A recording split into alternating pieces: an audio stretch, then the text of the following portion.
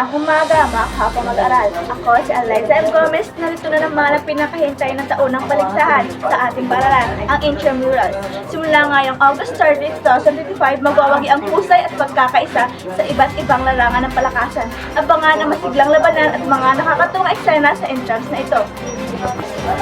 Masayang binuksan ang taunang intramurals na Cauayan National High School ngayong taon, August 30, 2025, sa Cauayan National High School ground. Nalubong ng mga estudyante, guro at magulang ang araw ng pumunang sigla at interpretasyon.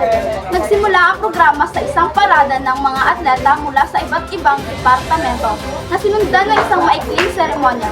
Nagbigay ng inspirasyonal na mensahe ang punong guro kung saan binigyang diin niya ang kahalagahan ng sportsmanship at pagkakaisa.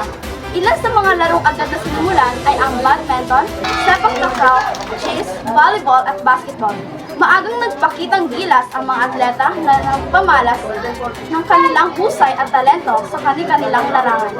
Inaasahan ng mas maraming laro at aktibidad sa mga susunod na araw kaya't manatiling nakatutok para sa mga susunod na mga update. Princess Arami Jeroselio, nagbabalita.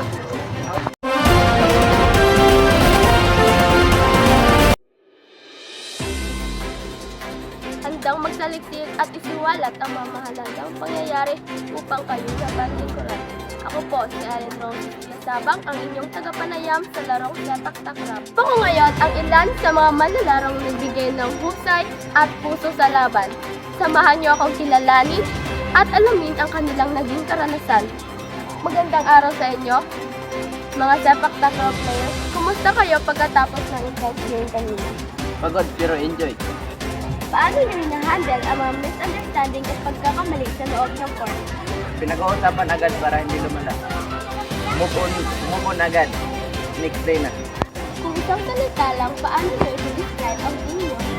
1, 2, 3, bunal!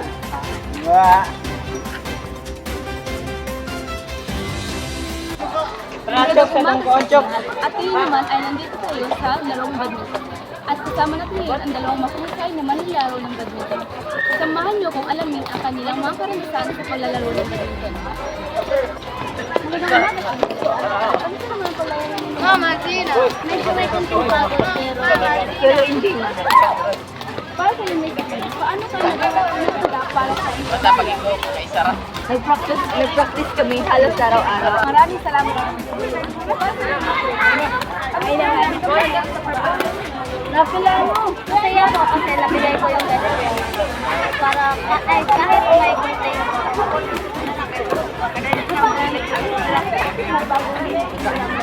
Focus lang ako sa panas. Ang goal ko ay tulungan manalo.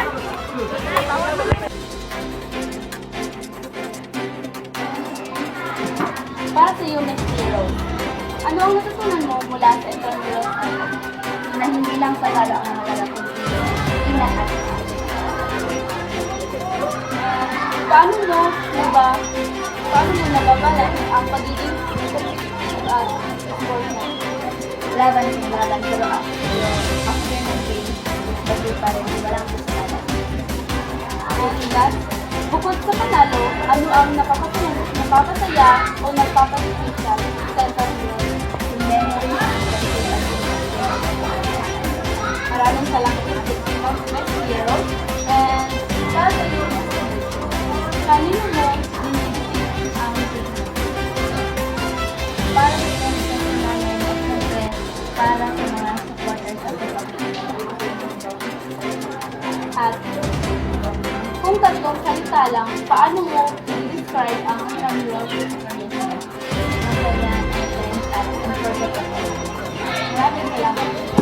Dalawang kalalaki.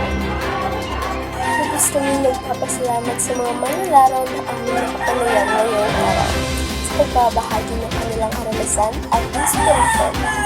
Tunay na ipinakita nyo na ang intramurals ay hindi lang tungkol sa panalo, kundi tungkol sa pagkakaisa, disiplina at sportsmanship. Naway magsilbing inspirasyon ang inyong kwento sa lahat ng estudyante at atleta. Congratulations sa inyo at sa inyong team at mabuhay ang diwa ng Intramurals 2025. Hanggang sa muli, Aaron Roses Sabang po ang inyong tagapanayam.